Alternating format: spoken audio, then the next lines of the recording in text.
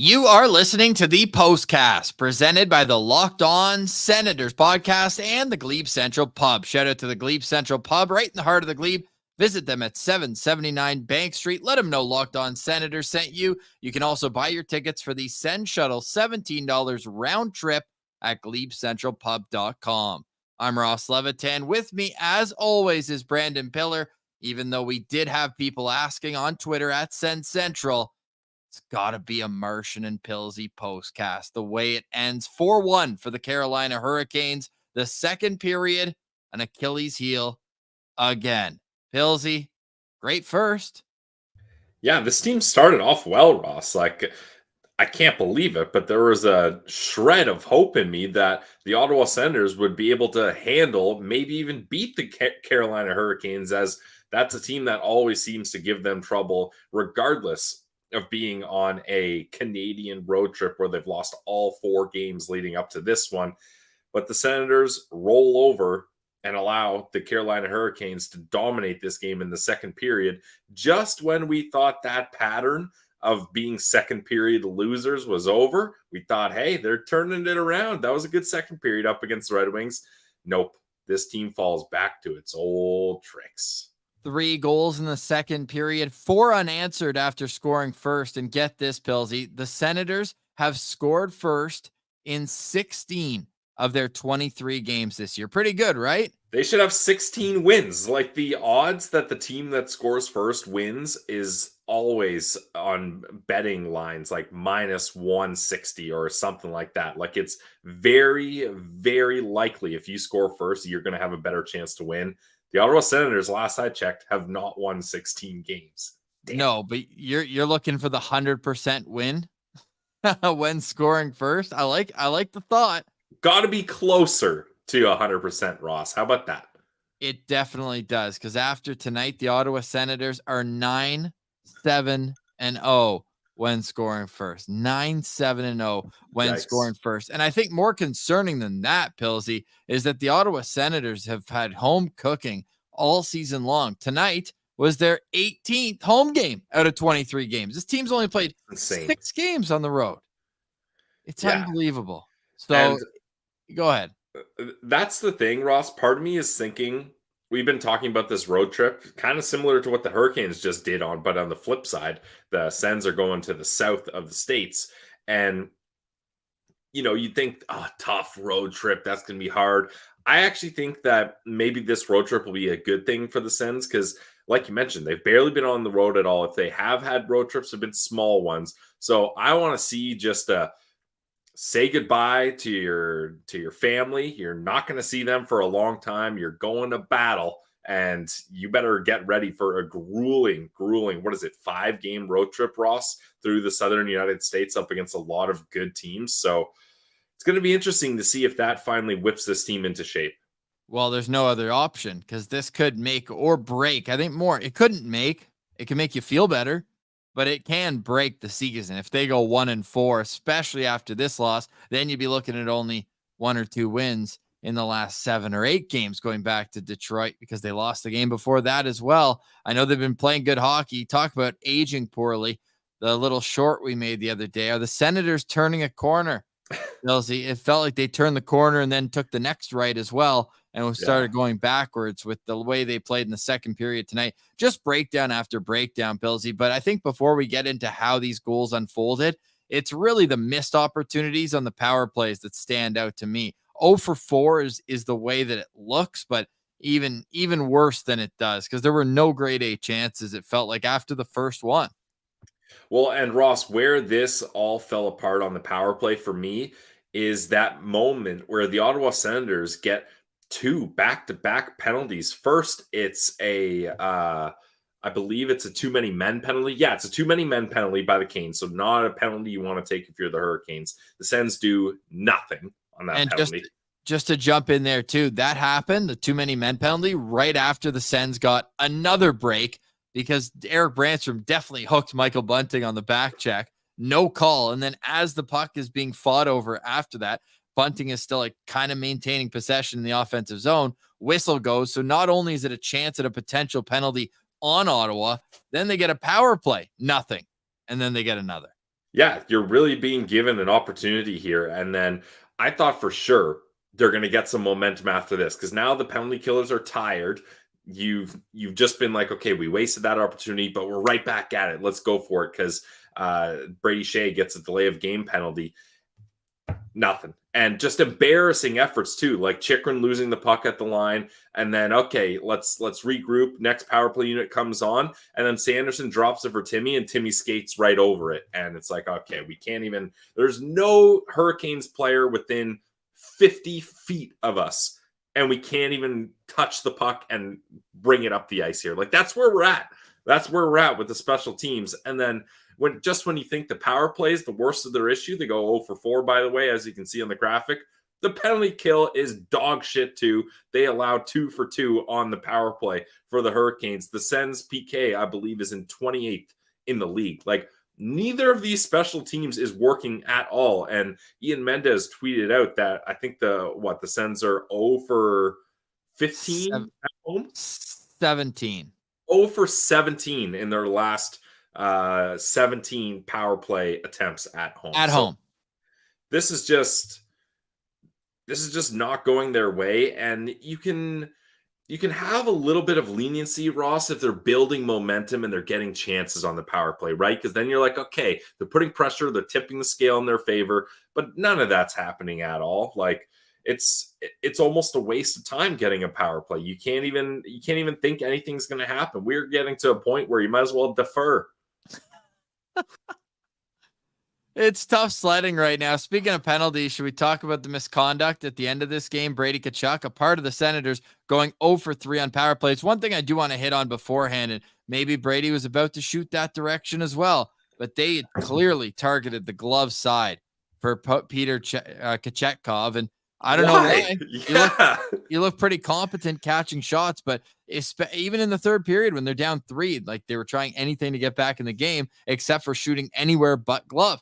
And Tkachuk just made them look kind of silly and no tough shots at all. Yeah, Ross, I think I counted in my notes 8 different glove saves, and not just like a glove save, but a clean catch and hold whistle save like that. Like that's it. Easy. Just picking cherries out there, Tkachuk. He's making it look easy on the Sens. I don't know. Maybe that's one of those things. I don't have the full tape on Tkachuk. Maybe the game notes suggested that was his weak spot, but by the 5th or 6th time when he's just making you look silly, maybe try switching it up, try a different side, try doing something else. You know what is in the game notes on Peter Tkachuk? Is that he plays an acrobatic, out of control style. Yeah. And I'm surprised Brady Tkachuk wasn't half expecting it, because sitting at home up 3, I was like, I think he's gonna come out and be really aggressive here. And I didn't know that he was gonna kind of dive. He didn't dive towards the feet, but he knew that Brady was going too fast to get out of the way, and he did not make contact with the puck with his stick. That to me is kind of the rule, and whether it's a dirty play or not. If you're the goalie and you can hand eye and say, I'm going to get the puck, then body be damned, it lands where it lands. You're playing the puck and you can get a touch on it. If you can't physically touch the puck or don't make an effort and get extremely close, to me, it becomes a tripping penalty at the very least. It's 2 minutes for tripping. Yeah, and at that moment, Ross, you've gotten a tripping penalty on a penalty shot. Now I want a 2-on-0 penalty shot call. That's how that should be played. If you get an infraction on a penalty shot, now Timmy and Brady 2-on-0 up on Tkachuk. That's what's got to happen next. But Brady was not expecting that at all. I think that's safe to say. He was coming in and like that shocked me, Ross. Brady coming in at like 100 miles per hour, skating so fast, and Tkachuk's already out past his crease.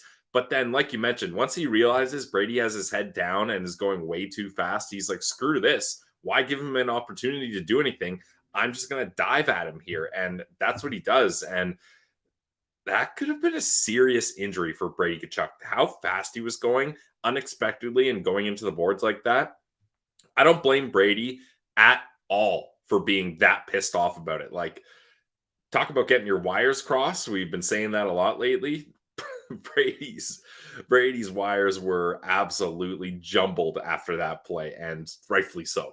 Our guy Jimmy Hyatt, all the way out in Aussie land, mentioning when Brady Tkachuk's that mad at the end of the game, things did not go well. I think back to the one in Chicago that you always like remembering back to, but he had one of those, I don't want to call it a meltdown, but it was a temper tantrum tonight. And, he didn't get kicked out for reacting initially. They showed it. He was sent back out from the bench. He's not done. I can't believe DJ put him out after that. Like, that's got to be one of those things where you're DJ, you're like, okay, maybe I should pull the reins in here a little bit. I don't know if Brady was necessarily looking up or stepping off the ice himself. He looked like he had one thought in mind once he got back to the bench, and that was to go let Pyotr Tkachuk know that he wasn't done. He told him, be ready, be ready, be ready. And I feel like in those situations, and maybe this is a conversation that Matthew would be able to have with Brady as the older brother, if you're going to do it, maybe don't announce it to him and make it that obvious. If you want to go and play hard till the whistle, maybe give him an extra poke. He certainly gave you a poke. Then go do it. But by announcing it, like I think if I was the ref, I'd probably do the same thing and be like, it's either going to get out of hand or I just get this one guy out of here and we know he's going to start it. Oh, 100% was the right call by the refs. Like, absolutely. Like, that's a check the game notes. You see Brady Tkachuk acting like that, you better get him out of there before things go absolutely off the wall. So, that's what the refs had to do. That was Garrett Rank, the same guy who said, everybody, 10 minutes. So, everybody else on the ice, 10 minutes. Yeah. He's seen Brady Tkachuk certainly a few times. So we'll get into how this game devolved. It didn't deteriorate, Pilsy. It devolved. We will continue to vent in the Postcast chat. And when you look at how this night affects the Ottawa Senators, not great. Not great. It's just not great. This was a state. Oh, I want to cry. I was going to call it a maintain pace night. They're literally in last place. Yeah, dude. We can't be maintaining this pace. Come on, we got to keep pace. You just got to win tonight. We'll still be in last place. Especially Ross, you can't be worried. Like, if this is a marathon race and you're maintaining pace, you can't be maintaining pace in last place when you have 10 more kilometers to go in the marathon than everybody else does. Slow and steady finishes the race. We'll see where the Sens finish, but there's still math guy 59 more games left. Oh, sick. After tonight for the Ottawa Senators. We got games in hand though. Let me see your hands. You got games there? I got games. I'm balancing a few games here. But Pillsy, this one started with the Ottawa Senators scoring, believe it or not. The Ottawa Senators were up 1-0. Josh Norris, 7th of the season. A beautiful tip off an Eric Brandstrom point shot. And may I add, an Eric Brandstrom point shot on an offensive play where everybody was on the left side of the ice. And Travis Hamnick's over there on the right point, beaver tapping. He's saying, I'm open.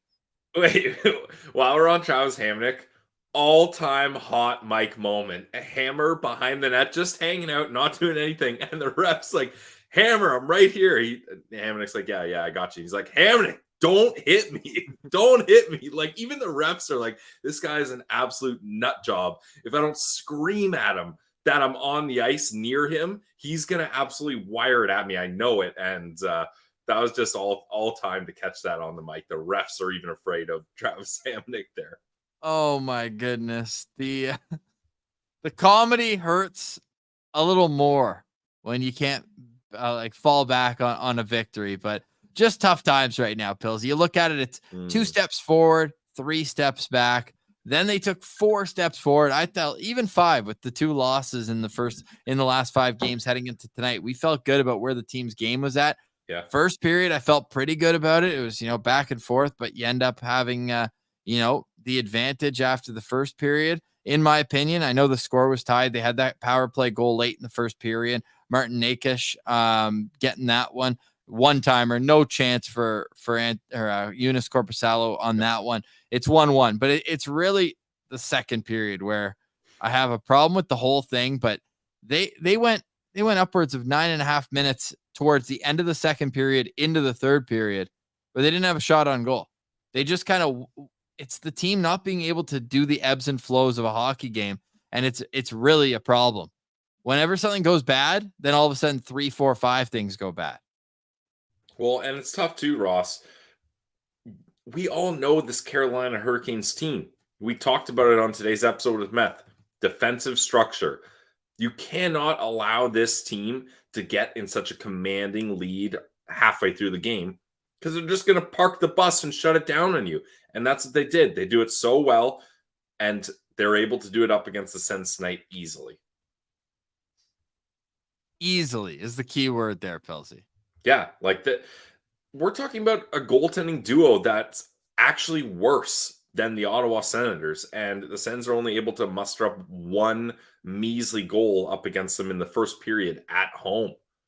At home, and with only 32, I guess, is all right. But you look at a bit of score effects in the third period, right? They had 19 shots after 2, only 8 shots in the second period. And really, like, let's go see a natural stat trick. I want to say the chances were way less than that until it was out of reach. And then they had a couple breakaways. Batherson can't finish on his. And then, man, Timmy was trying to do way too much tonight.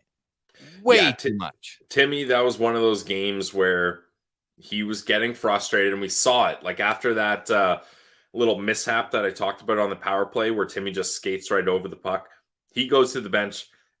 The classic two-hand smack, like just hates his twig, hates the thing, slams the door, doesn't close, he slams it again. Like Timmy was beside himself this game, like just gone emotionally, so frustrated. And it did result in some pretty exciting plays, and he was able to kind of create some chances. And then on top of that, running into an absolute fridge, Brady Tkachuk at the blue line trying to enter the zone. He hits Brady and just bounces back off of him. Like, that's tough for Tim. I saw somebody for our guy. Saw somebody tweet that highlight and say, say that with where was I going with that? The yellow here from Mo distracted me. We appreciate you, Mo. Thank you very much for that. Thank you, Mo. What were you talking about? Timmy running into Brady and getting bounced off of him. Yeah, somebody posted that and said the Sens season summed up in one clip. Basically, yeah. Like, momentum, and you hit a brick wall. And the verbal meme, the blue line is the second period. You get past the second period, and it's just a kick in the teeth, like it's been so many nights here for the Ottawa Senators, who fall below 500 again. Name a less iconic duo, the Ottawa Senators and second periods, and the Ottawa Senators and being at or above 500 on the season. Impossible. Senators fall to 11-12 through 23 games. We'll have some Sen Central standouts. Will we, Pilsy? I'll get his answer when we come back. Let me tell you about our friends over at the Glebe Central Pub. We love them. They are the official sports friend, I'll say, because I'm so dialed into my fact my FanDuel has $0 in it. But responsibly. But what it did do is at the Glebe Central Pub, last time I was there, I was feeling very good because I was all props all the time. And I love hanging out at the Glebe Central Pub for a number of reasons. One, all my buddies are always with me. It's a great place to go on a Friday, Saturday night, go hang out with friends, be amongst friends, and be amongst good vibes, whether it's open mic night, whether it's, comedy night. I saw they had the dartboard in there as well. Happy holidays, Mo. I'm going to be heading to the Glebe Central Pub with some of that for sure. Go check them out. And I'm also going to get in to the Sens shuttle for $17 on the Sens shuttle. I can go to and from Ottawa Senators games. To go there, just visit GlebeCentralPub.com and hit the Sens bus. Now, when you get to that page, there will be an option for Sens tickets. If you get it from there, those are tickets to the game. So make sure you scroll down and click on the game you want to attend. $17 round trip to and from the Glebe Central Pub. You can go visit them, 779 Bank Street, right in the heart of the Glebe. And the Ottawa Senators are about to go on a massive road trip. When you're going on a road trip, you got to make sure your car is set up and ready to go. And eBay Motors is the best place to do that. Passion, drive, and patience. That's what brings home a winning trophy. Maybe the Sens could learn a bit from that. Passion, drive, and patience. That could be our new mantra. And that's also what keeps your ride or die alive. eBay Motors has everything you need to maintain your vehicle and level it up for peak performance. From superchargers, roof racks, LED headlights, exhaust kits, and more. Whether you're into speed, power, or style, eBay Motors has got you covered. With over 122 million parts for your number one ride or die, you'll always find exactly what you're looking for. You gotta love it. And with eBay Guaranteed Fit, your part is guaranteed to fit your ride every time. You get your money back. Because with eBay Motors, you're burning rubber, not burning cash. With all the parts you need at the prices you want, it's easy to turn your car into the MVP and bring home that dub. Keep your ride or die alive at ebaymotors.com. Eligible items only. Exclusions apply. eBay Guaranteed Fit only available to U.S. customers. Check it out today, guys. eBay Motors. Welcome back to the Postcast. Sens lose 4-1 at home. The Senators now embark on a 5-game road trip that begins on Thursday at St. Louis. Brady Tkachuk heads home to take on his childhood team. He's usually pretty good in those games. We'll have those numbers for you in the next couple of days on Locked On Senators. If you're just joining us tonight, make sure to check out today's episode of LOSP, where we are joined by Mark Mathot discussing the David Perron suspension, which, by the way, has been appealed by the NHLPA. I'm kind of sick of talking about that. Although at this, what? They appealed it? You didn't know that? Oh my God. I was moving on from it. I know. They hate player safety. They're punishing this guy too much for cross-checking another guy we're supposed to protect in the head. Well, Alan Walsh wet his pants on social media last night, so I think that probably played a little bit of a role in it. We'll see what happens there, but what happened tonight was a 4-1 loss, disheartening 4-1 loss where the Senators power play did squat and they just weren't good. And what I do appreciate, and like, look, there's lots of nights where I sit here and I say, could the coaching have been better? Tonight really, to me, felt like an execution thing. I mean, let us know in the chat. Maybe it's a continuous problem. The but special teams coaching, though, that there's got to be something going on there. So what do you do? Look, I don't like calling for another man's job. So what I'll do, Ross, is I'm going to spin zone this. I'm going to create 2 new job opportunities. One of them is as an assistant coach for the Ottawa Senators that runs the power play. One of them is for an assistant coach for the Ottawa Senators that runs the penalty kill. I want those jobs with new people at the helm of them, because I feel like that's what you got to do to instill some accountability. You can keep DJ Smith, the coach that these guys still run through a wall for. He's still the voice. You don't want to switch coaches till you get a new general manager and they can pick their own guy. That's all fine and dandy. But if only, Ross, the Ottawa Senators had at their disposal someone with a really offensively talented mind that is interested in coaching, and then someone who is very defensively sound with lots of experience that is also at their disposal. If they could have those two people available and ready, I think that could be something interesting to look at here. Yeah, you could count me in for that. Mm-hmm. I think it'd be very interesting to see. You have anyone in mind? I would love to see Daniel Alfredsson get a full crack at this power play, and I would love to see Jacques Martin get full control of this penalty kill. It would be very interesting to see that. Great. It'd be great, at least to try it. And again, this isn't me calling for people to lose their job. This is me calling for people to obtain this job.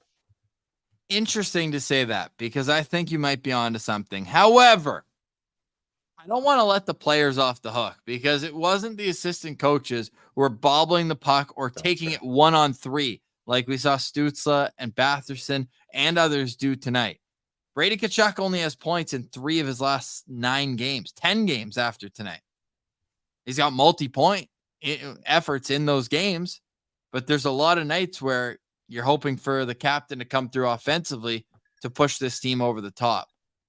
Tonight, though, the 4th goal especially, where they just walked right down Main Street twice. Korpisalo makes the first save, great glove save. Next shift, they let them do it again. There was nothing. And the worst part about that, Ross, actually, there's so many things wrong with that. Okay. Sebastian Aho gets this puck at the corner of the blue line, right at the end of the ozone. So he is as far away from the net as possible without being beyond the blue line, right? Correct. This is the Carolina Hurricanes' best player. How does the Ottawa Senators allow him to go from the corner of the blue line at the point and waltz all the way to the slot and rip one past Corpy like that? Like, how is there not a read going on, being like, all right, this puck's over here. This is their best player. Let's get some pressure on there. They do a little switch, and Timmy ends up being the guy that has to cover Aho. But at this point, Aho's already found his lane, and Timmy has no chance to get him, and he just waltzes right by him into the most coveted area of the ice. The best player does it with ease. That cannot be happening. And yeah, I'm not putting this one on Corpy. All 4 goals, basically, the guys held him out to dry. Do you care to know what the deserve to win a meter was on Money Puck?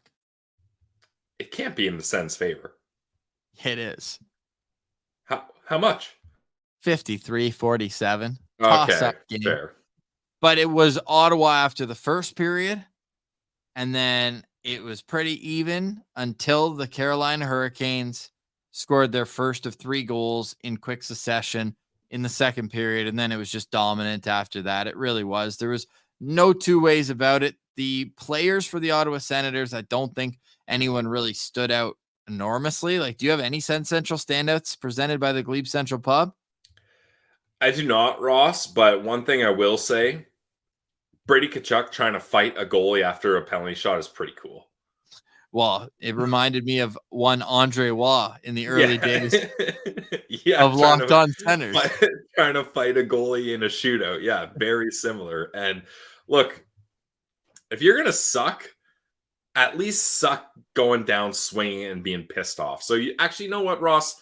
I will give Brady Tkachuk a Sens Central standout. I'm doing it. I will give Brady Tkachuk a Sens Central standout. I mean, he still finished +1 and had 7 hits and 8 shots and tried to fight a goalie on a penalty shot. That, I like it. That guy can lead my team any day of the week. So Brady Tkachuk, Sens Central standout. I don't care what the chat says. I'm surprised that you're putting all those stats out there and not mentioning that Brady Tkachuk went 100% in the faceoff dot. Damn, even better. Let's go. And he didn't just take 1. Took 5. 5 for 5 in the dot. Hell yeah. Love it. This is the funniest Brady Tkachuk stat line of all time. I think I'm going to tweet it out later on one of our graphics. It was, I want to get it all at once.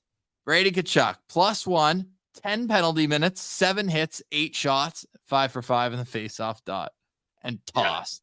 Yeah, that's sick. Then I should put a little note at the bottom. Tried to fight the goalie after taking a penalty shot. Yeah. And then when he wasn't given the opportunity to fight the goalie, he tried to fight the whole bench. Fight the bench. I love it. That's my guy.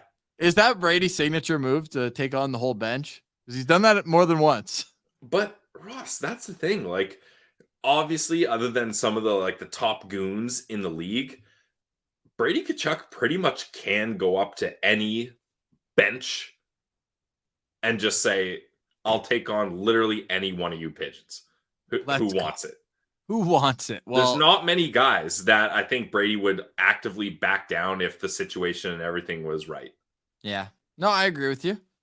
I'm going to give my Sens Central standout to Claude Giroux because he extended his point streak tonight. And also, he's the guy who, you can tell that he gets his extra gear, especially defensively, in terms of chasing down pucks and trying to hound them and create possession when his team was down 2 and then ultimately when they're down 3. So maybe you can kind of counter that and be like, well, shouldn't he be doing that all the time? But it just feels like he has an extra gear that you wish some of the other guys were able to have in terms of the execution of play. So for that reason, I'll give Giroux one. Yeah. So he extended his point streak to 4 games tonight. He's got 6 points in the last 4 games. So I got to pick somebody, right?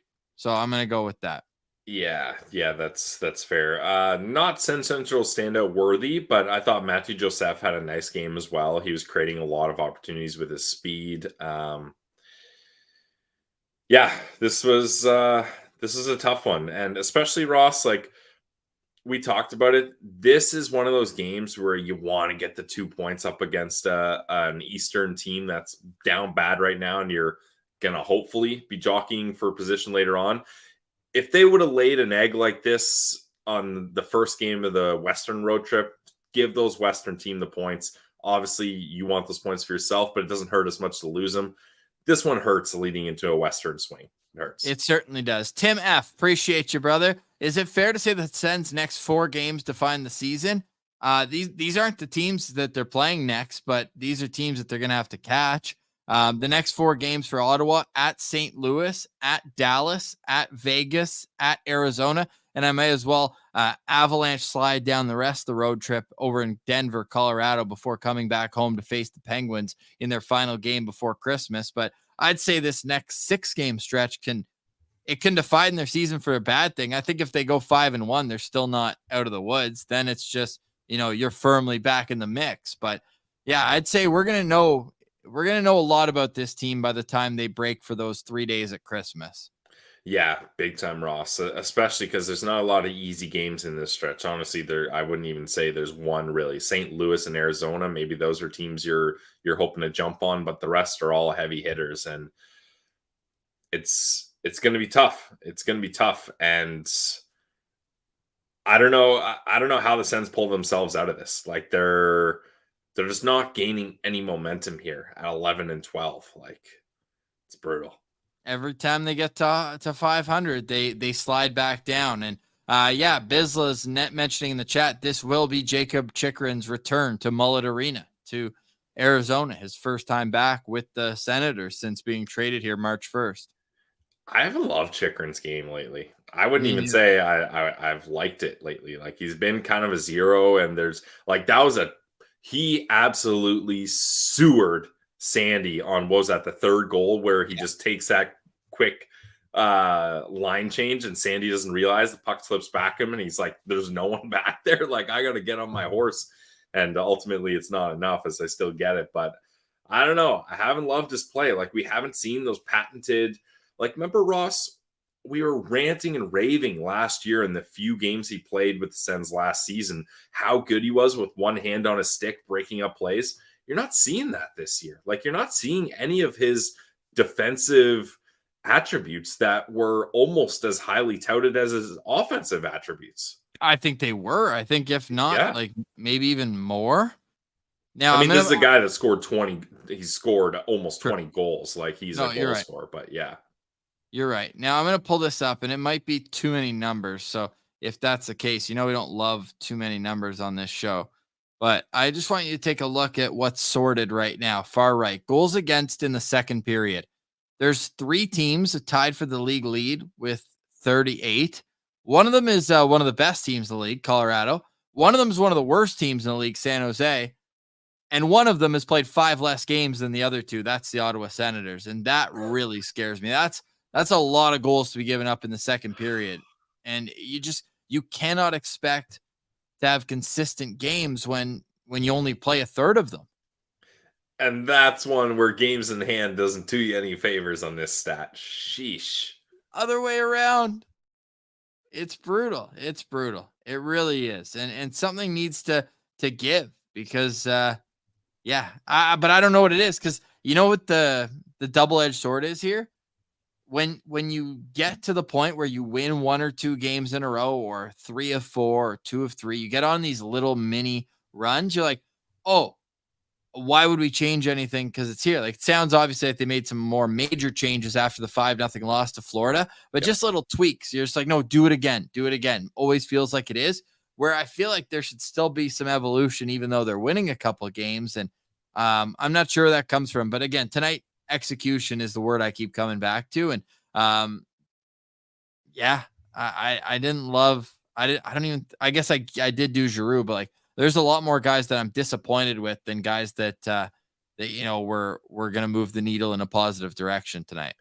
Yeah. And I mean, lack of execution is a good way to describe it, Ross, because it's not like this team didn't get chances. Like there was a penalty shot. They had a couple 2-on-1s. They had some breakaways. They had some grade A opportunities. They had 4 power plays, 2 of them, which were back to back, and they don't get anything going. Like the opportunities to execute and to capitalize and to put this game away were there, and they don't grab them. Danny saying, guys, give Fire DJ a rest. We need to see what he can do in 2026. Yeah, I give think the guy some leash here. Give him some time to get his roster together. the second period curse of the Ottawa Senators. Owen writes in with that. Jacoby saying maybe we should trade Chychrun. I'm not going that far yet. No. Especially that's a decision that if you're going to make it, you make it in the middle of next year at $4.6 million. Say what you want about playing, higher or maybe not playing up to his standard, but at $4.6 million, he's still providing a lot of value for the Ottawa Senators. Yeah, definitely. And I think that's something where once Shabbat comes back into the mix, maybe he's able to find his role a little bit better. But like Jacob Chychrun was the number one defenseman in Arizona for a few seasons. Right? Yeah. Like he should, like being a number 2 or a number 3, this guy should be able to thrive. You would hope so. I mean, not that Arizona had much success with him as the number 1. That's why I was kind of like, like, is that, what is that on your resume? Is that like a state college? But I mean, he put up points as a number 1 defenseman in a struggling team. Like I don't know. I'm not throwing in the towel on Chychrun, obviously, but I'm just saying this is not the Jacob Chychrun that the Ottawa Senators traded for and saw last year. Let's just say that. Yeah, at least recently.